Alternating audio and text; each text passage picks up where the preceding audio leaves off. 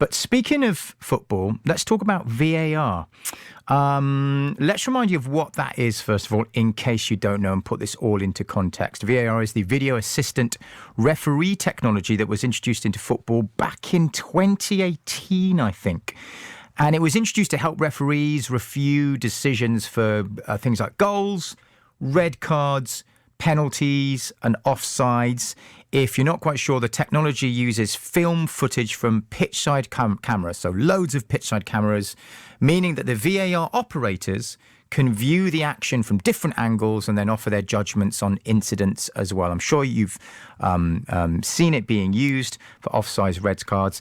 The accuracy in application has been questioned by some. High-profile pundits like Gary Lineker, Alan Shearer have said that it ruins the game and often gets it wrong. Well, new research by the University of Bath has used their own technology to work out just how accurate VAR is, and the study suggests that it actually isn't precise enough to give accurate judgments every time.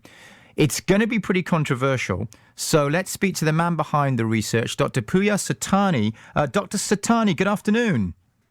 Good afternoon. Thank you for having me. No, Dr. Soltani, it's an absolute pleasure. Thank you very much for your time. So I just described a little bit about how VAR works. In a nutshell, are you saying that your research has found that it isn't 100% accurate?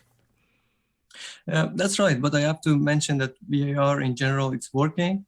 Since the introduction, the number of fouls, offside, yellow card, and mistaken identities are decreasing. But on the other hand, because eventually people have to review these footages, it takes a little bit of time of the game, and effective playing time can also decrease. Most of the time, the line of vision can still be obscured by players, and due to rapid nature of the game, some critical moments could still appear blurry. That's because the cameras that are using, they operate at lower frame rates, and when they pause the game, some pictures can appear blurry, making it difficult for the assistant referee to judge those critical moments. Okay, so Dr. Soltani, you're saying that despite all the proper high-grade, high-level premium technology that they've got, in some instances, it's still not working because it's not catching the image quick enough on the pitch. Is that kind of in a nutshell what you're saying? That's right. The referee has to identify two critical moments. One of them would be the moment that one of the players kicks the ball. And then the other one would be to identify and judge whether in that moment one of the players would be in offside. And if the picture appears to be blurry, it would the judge or the referee has to make a guess. And that's why, because of this human element, the technology itself is prone to errors. So that's interesting. So what we're talking about here, Doctor, is we're talking specifically about offside decisions rather than red cards or goals. Is that correct? Right. Yeah. Okay. Yeah. So this is quite controversial and quite emotive, and it could cause all sorts of problems because it could mean that historical decisions have been wrong. And I'm sure you know, Doctor, I mean, football fans and pundits have been up in arms and get very passionate about this. And it could mean the difference between a team maybe being promoted or being relegated because of a point here or 3 points there. So it could mean that certain historical decisions have been wrong then.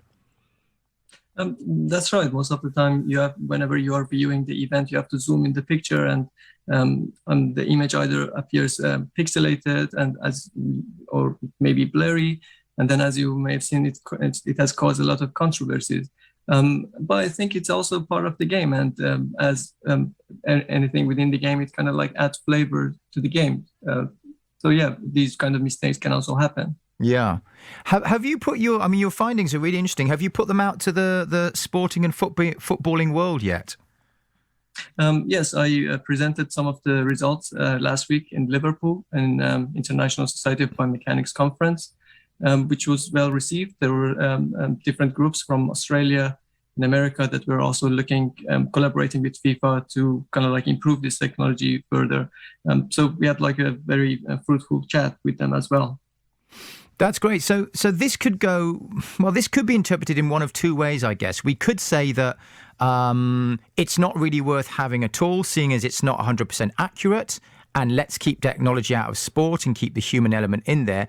Or we could be saying that it can be improved in the future and it can become 100% accurate. Which way do you think we're going with the future of VAR? That's right. I don't think we have to go back, because obviously the technology is helping to identify very obvious mistakes. We just have to be mindful of this human element that is incorporated in the technology, and trying to improve it in a way that would be less reliant on the human part.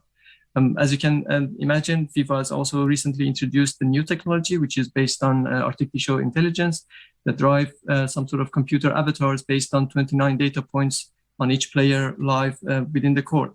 And then we just have to see how this new technology will perform. They don't even still call it fully automated, because some of the decisions still have to be reviewed by a human referee.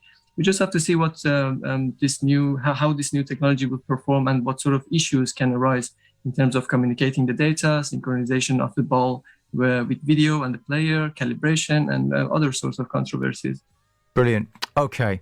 Well, Dr. Pooya Soltani there from the University of Bath, thank you so much for your time this afternoon. Thank you very much for having me. Cheers, Doctor. It's been an absolute pleasure. Fascinating stuff then. The controversy will continue, and they're still trying to get it right. Still trying to get it 100% right as well.